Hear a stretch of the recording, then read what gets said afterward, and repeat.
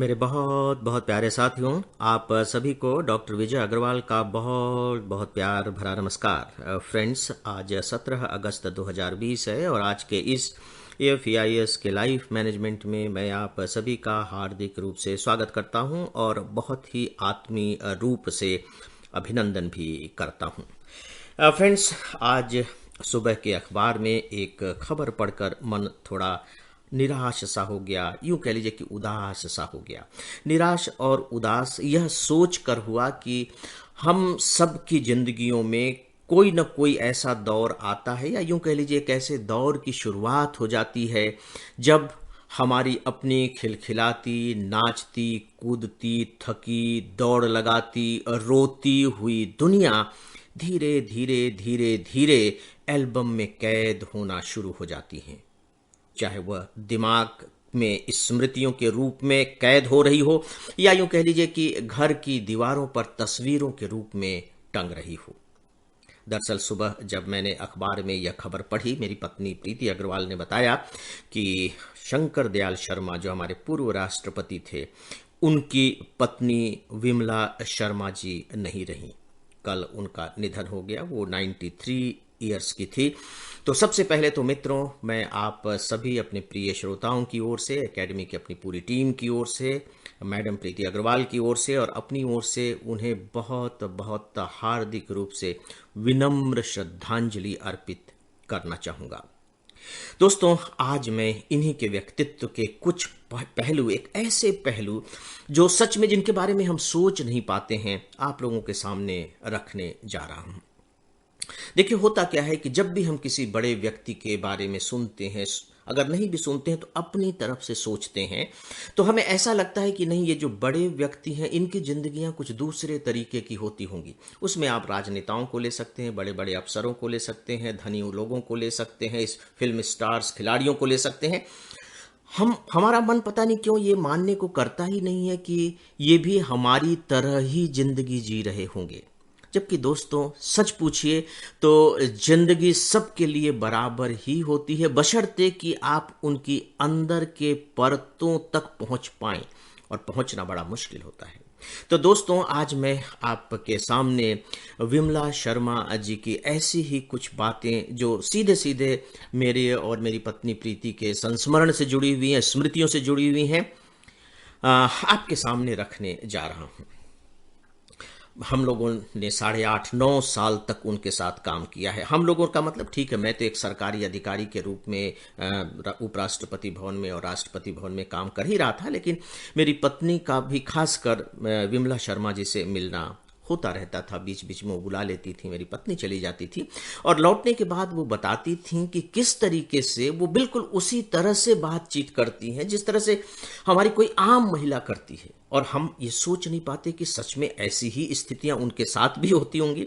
उदाहरण के तौर पर, जैसे वो बातचीत करने के दौरान बातचीत कर रही हैं कि अरे, अपने समय में जब चूल्हे की रोटियां सिकती थी तो उनका तो स्वाद ही कुछ अलग होता था, खाना भी बनता था तो उसकी क्या बात थी। अब आजकल तो ये लोग खाना बना देते हैं, स्वाद वाद कुछ रहता नहीं है, बात खत्म हो जाती है, इनमें क्या मजा है। ये बात वो कह रही हैं जिनके पास कुक की बहुत बड़ी फौज मौजूद है।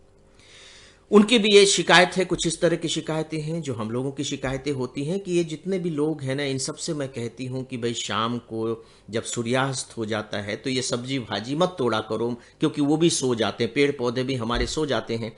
लेकिन ये मानते कहाँ हैं? कितनी बार भी कह लो, जब भी देखो तो शाम को ही वो सब्जियां तोड़ने पहुंच जाते हैं। वो कहती हैं कि मैंने कितनी बार कहा कि भाई मुझे हरड़ ला करके दे दो। हरड़ आप समझते होंगे, एक फॉरेस्ट प्रोडक्ट होता है, हरड़ ला करके दे दो, लेकिन अभी तक मुझे कोई हरड़ ही ला करके नहीं दिया। तो फिर मेरी पत्नी ने कहा कि मेरे पास हरड़ है, मैं भिजवा दूंगी। तो फिर उन्होंने अपने घर से हरड़ भिजवाई। इसके जरिए मैं कहना क्या चाह रहा हूं, इसके जरिए मैं आपके दिमाग से उस कुंठा को, या कुंठा न कहे तो उस गलतफहमी को निकालना चाह रहा हूं जो जिंदगी तक हमें सही रूप से पहुंचने से रोकती है। जिंदगी जिंदगी ही होती है। आपको यह सुनकर शायद ताज्जुब होगा कि इस उम्र में भी, अभी तो चलिए वो 93 ईयर्स की हैं, और शंकर दयाल शर्मा जी के निधन को भी लगभग लगभग 20 साल हो गए हैं, तो समझ लीजिए 20 साल घटा दीजिए, तो जब वो 70 साल की रही होंगी थी, उस समय भी कभी कभी उनका मन होता था कि वो अपने हाथ से शंकर दयाल शर्मा जी के लिए, लेकिन चलिए इसे हम दूसरी भाषा में कहें, अपने पति के लिए भोजन बनाएं। और वो ऐसा करती थी, क्योंकि शंकर दयाल शर्मा जी मीठे के बड़े शौकीन थे। लड्डू को खैर उनको बहुत ही प्रिय था, वो खीर भी बहुत पसंद करते थे, तो वो कुक पर नहीं छोड़ती थी। कभी कभी की बात मैं कर रहा हूं, वो अपने हाथ से ही बनाकर उन्हें खिलाती थी। तो अब आप देखिए कि ये जो प्रेम का धागा है जो एक दूसरों से जुड़ा हुआ है, वो किस तरीके से वहां उनमें उसी तरह से दिखाई दे रहा है जिस तरह से वो किसी में भी होता है। दोस्तों, मुझे बहुत अच्छी तरीके से याद है, और प्रतिदिन मुझे वो बात याद आती ही है कि जब राष्ट्रपति जी का कार्यकाल पूरा हो गया, आखिरी दिन वो अपने राष्ट्रपति भवन को छोड़ रहे थे, तो एक व्यक्ति, राष्ट्रपति भवन का एक व्यक्ति, बाकायदे उनके जो फॉर्मल ड्रेस होते हैं ना, आपने देखा होगा लाल रंग का ड्रेस पहने रहते हैं, सिर पर चोंगा लगाए हुए होते हैं, वह व्यक्ति हमारे घर पर, हम लोग भी उस समय राष्ट्रपति भवन के कैंपस में ही रह रहे थे, एक तस्वीर लेकर आया, सरस्वती जी की तस्वीर, और लाने के बाद बोला कि इसे फर्स्ट लेडी ने भेजा है, और उन्होंने कहा है कि इसकी जो सही जगह है वो डॉक्टर साहब के यहाँ ही है। मुझे डॉक्टर साहब ही कहती थी, डॉक्टर साहब के यहाँ ही है, उनको दे करके आ जाओ। और दोस्तों, मुझे ये कहते हुए बड़े सुख की अनुभूति हो रही है, सच पूछे तो आनंद की अनुभूति हो रही है कि वह तस्वीर, बहुत अच्छी प्रतिमा है, अभी भी हमारे लिविंग रूम के सबसे ऊपर हिस्से में लगी हुई है। और जब भी मैं मुख्य द्वार से प्रवेश करता हूं, कोई भी प्रवेश करता है, तो सबसे पहले वह तस्वीर साफ सुबह सुबह साफ साफ दिखाई देती है, हर समय दिखाई देती है। और सुबह सुबह तो जब मैं जाकर के उस तस्वीर को प्रणाम करता हूं, तो अप्रत्यक्ष रूप से कहीं न कहीं मेरा यह प्रणाम विमला शर्मा जी तक भी पहुंच जाता है। और अब जबकि उनका शरीर एक आत्म तत्व के रूप में परिवर्तित हो गया है, तब तो मैं समझता हूं कि मेरा यह प्रणाम और भी अधिक पवित्रता और गहराई के साथ उन तक पहुंचेगा। एक घटना की चर्चा मैं और करना चाहूंगा। मित्रों, ये मेरा सौभाग्य रहा है कि ऐसे महान व्यक्तित्वों के साथ मुझे केवल रहने का ही नहीं, बल्कि उनके साथ बातचीत करने का मौका मिला है, उन्हें महसूस करने का मौका मिला है। मैं एक तरह से कह सकता हूं कि उनका एक अनौपचारिक सलाहकार भी था। जब भी उन्हें किसी कार्यक्रम में जाना होता था, जाएं न जाएं, किस तरीके से करें, तो हमेशा मुझे बुलाती थी और उस पर मुझसे बातचीत करती थी। एक घटना की मैं याद दिलाना चाहूंगा, और इसमें आप उनके बड़ेपन को देखिए। पहली बात तो यह है कि देखिए, वो भी राष्ट्रपति भवन में ही रहती थी, उनका परिवार रहता था, उपराष्ट्रपति भवन में ही रहती थी। दोस्तों, इतने लंबे समय तक मैंने काम किया, लेकिन केवल मेरे ही काम में नहीं, बल्कि ऑफिस के किसी भी अधिकारी के काम में कभी भी इन्होंने कोई हस्तक्षेप नहीं किया, और कभी भी सीधे सीधे आदेश नहीं किया कि तुम मेरे लिए ये करो, तुम मेरे लिए ये करो। विनम्रता की तो जैसे साक्षात प्रतिमूर्ति ही थी, और उनके चेहरे पर वो विनम्रता बिल्कुल टपकती रहती थी, मैं कहना चाहूंगा। वो दिखाई देती थी, सरलता, सहजता, मासूमियत, लावण्यता, वो हमेशा मौजूद रहती थी। मुझे एक घटना याद आ रही है, और मुझे लगता है कि इसकी चर्चा मुझे करनी ही चाहिए, कि राष्ट्रपति जी की अपनी एक प्राइवेट लाइब्रेरी थी। उस लाइब्रेरी में एक अधिकारी हुआ करता था, वो राज्यसभा में था, तो उन्होंने डेपुटेशन पर राष्ट्रपति भवन में मैं लेकर के आया था।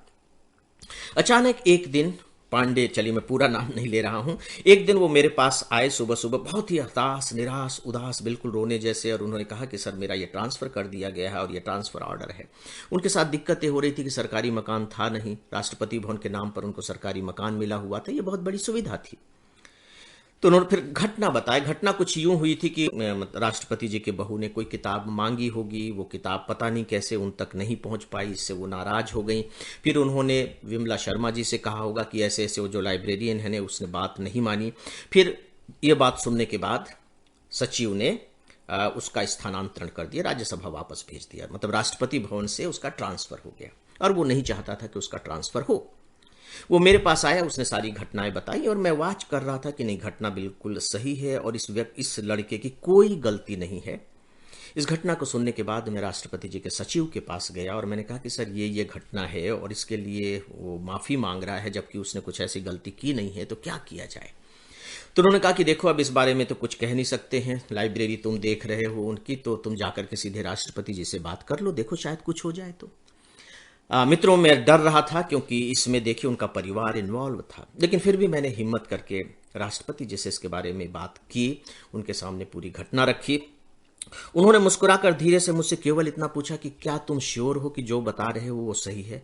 मैंने कहा कि हाँ सर, मुझे बिल्कुल ऐसा ही लगता है। शाम तक उनका वह ट्रांसफर ऑर्डर कैंसिल हो गया। दोस्तों, सोच करके देखिए कि परिवार के सदस्यों के खिलाफ आप एक बात तरह से कह सकते हैं उन्होंने ये कदम उठाया, और इसको लेकर के कभी भी किसी के मन में कोई भी इस तरह से यूं कह लीजिए कि ईर्ष्या या द्वेष या क्रोध का भाव नहीं आया, और न ही कभी भी विमला शर्मा जी ने इसके बारे में चर्चा की कि उनके दिए गए आदेश को किसी ने उलटवा दिया। कितनी बड़ी बात थी, यहां ईगो का संकट आ सकता था, लेकिन उसे उन्हें बिल्कुल आड़े ही नहीं आने दिया। तो दोस्तों, ये थी उनकी शख्सियत, अब वो नहीं रही। तो अंत में मित्रों, फिर से मैं उस शख्सियत के प्रति अपनी बहुत ही विनम्र और पवित्र श्रद्धांजलि अर्पित करता हूं, अपनी ओर से भी और अपनी पत्नी प्रीति की ओर से भी। फ्रेंड्स, अब कल मिलेंगे फिर और बातें करेंगे। नमस्कार।